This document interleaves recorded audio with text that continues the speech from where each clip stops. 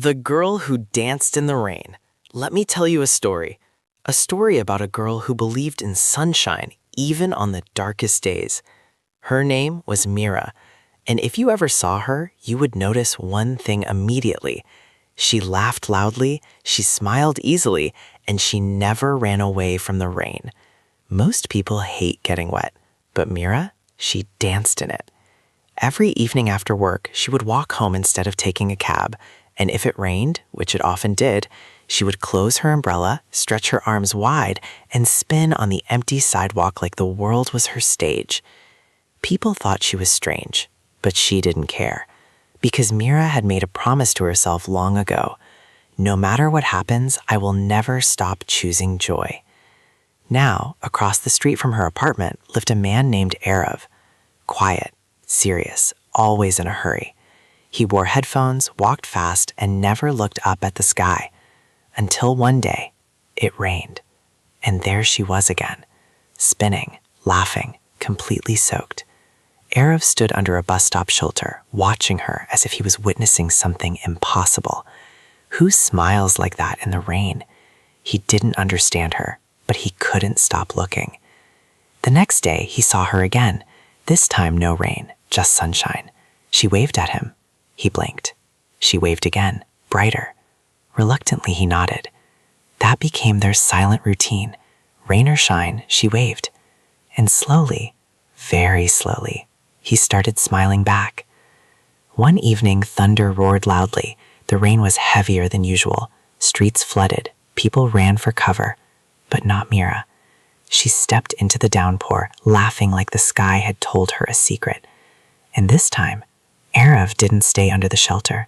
He walked toward her, step by step, rain soaking his perfectly ironed shirt. "Are you crazy?" he shouted over the storm.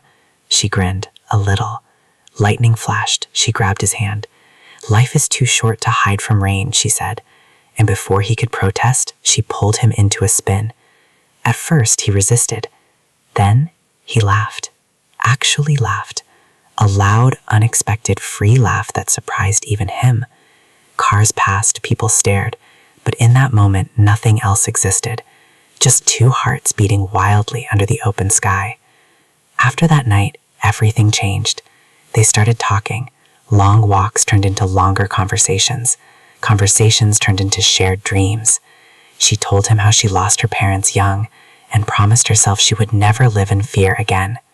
He told her how failure once broke his confidence, and he had been afraid of joy ever since. She didn't try to fix him. She simply invited him into her light, and he stepped in. Months passed.